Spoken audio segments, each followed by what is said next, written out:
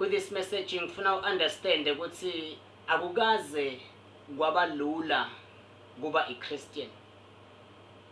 And iChristian akusimuntu lo perfect. Because sinokucabanga ukuthi iChristian basho umuntu lo perfect or mawuyi Christian kumele ube perfect. But akusiliciniso le. Ungabuka ilife yema disciple uma ufuna understand ukuthi iChristian akusimuntu lo perfect. Ma disciples aKristu uma ukhumbula Jesu Kristo wabashumayela, wabateacher, wareveala into leti deep kubo for 3 years. But still ekugcineni ma disciples akhe abaleka. Jesu siyakhumbula ukuthi wabethelwa esiphambanweni. Bekune disciple leyi-1 lebeyimile abetheliwe esiphambanweni, which is John lobhale incwadi ya Revelation. Nguye lokhone kuma, lokhone kuba present. Jesu ashajwa, Jesu ahlatshwa, Jesu abethelwa, Jesu ahlazwa. Nguye kuphela. Wonke ama disciples abaleka. Peter waphika Jesu 3 times, hayi 2 times, 3 times. Kuphika Jesu kufana nokuphika insindiso. Uma uthi Jesu akekho kuthi insindiso. Uma uthi Jesu khona ene ngiyamvuma elifeni yami, then uba ngilosindisiwe. Awusindiswa ngemandla akho noma ngokufunda iBhayibheli kakhulu. Namuhla misinterpreta into. Sinocabanga ukuthi ungafunza iBhayibheli kakhulu usindiswa kakhulu. Ungafunda iBhayibheli kakhulu uNkulunkulu uyokuthanza kakhulu. Akusiliciniso. Ungazila, ungathandaza, ungafunza iBhayibheli, umeditate wende noma ngabe yini. Ungenda even nema miracles. Unga-understanda even nema tongues ukhona nokwa interpreter. Ungathandazela abantu labagulako baphile, abantu labahamba kuma wheelchair bahambe ngetinyawo, ungabathandazela basukume kuma wheelchair kuyenteke everything. But listen to me.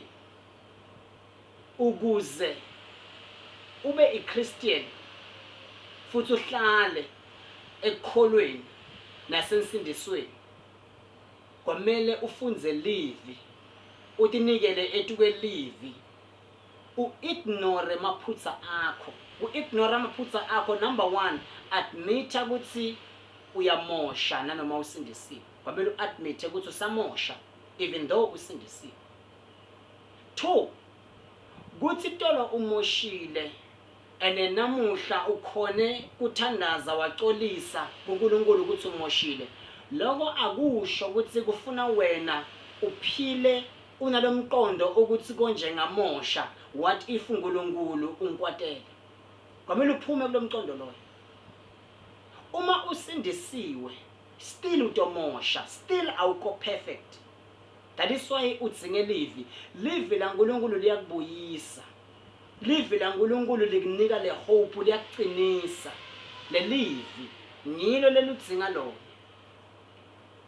Insindiso iyodeda kuwe noma uyolahlekelwa insindiso the day uthi mine sengiphumile kwinsindiso.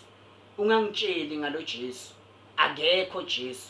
Akazange angifele Jesu.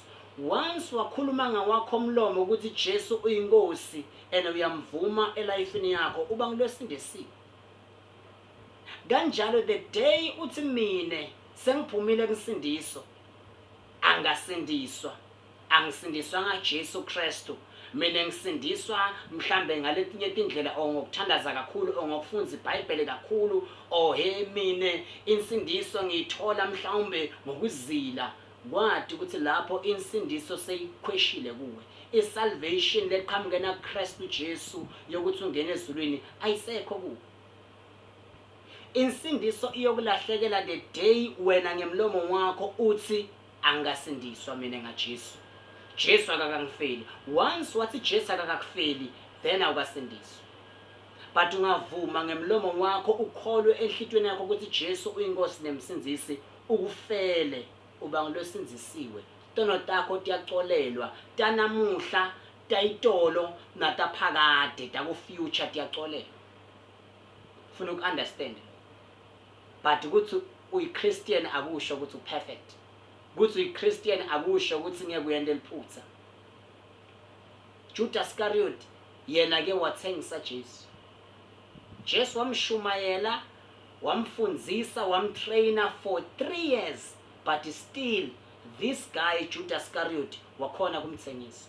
Uthengisa njani Jesu ulati iBhayibheli? Uthengisa njani Jesu? Uthengisa njani imthandazo ulati iBhayibheli utibita ngemuntu losindisiwe? Bantu labanjalo bantu labahlambalata uNkulunkulu nemtimba waKristu. Ungathi usindisiwe bese uthengisa umthandazo, uthi ukuze nguthandazele bisa 3000, ukuze ngushumayele bisa imali, then so uphumile esindisweni. Ayithengiswa insindiso.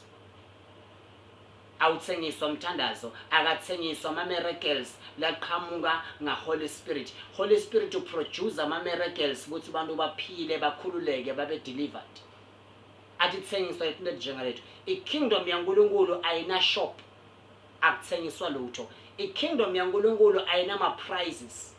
Ayikho into ene prize ku-kingdom yaNkulunkulu. Konke ukuthola for free. Jesu wafela wena ukuthi ukhona ukuthola i-access embusweni kaNkulunkulu. That's why afela wena.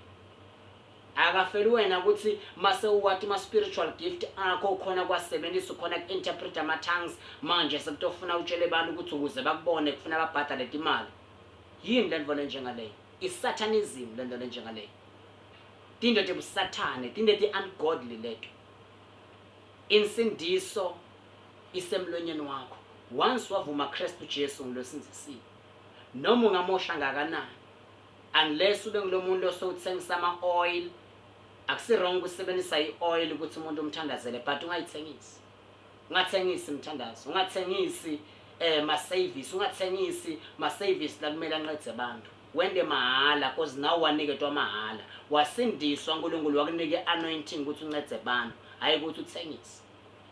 I hope this message will transform your life. Isikhathi sami sincane ngisemsebenzini, but ngiyathemba ukuthi uto-transforma nga this message. Sitoke sikhulume nga this message ngalinye lemalanga. Thank you so much. Bye bye.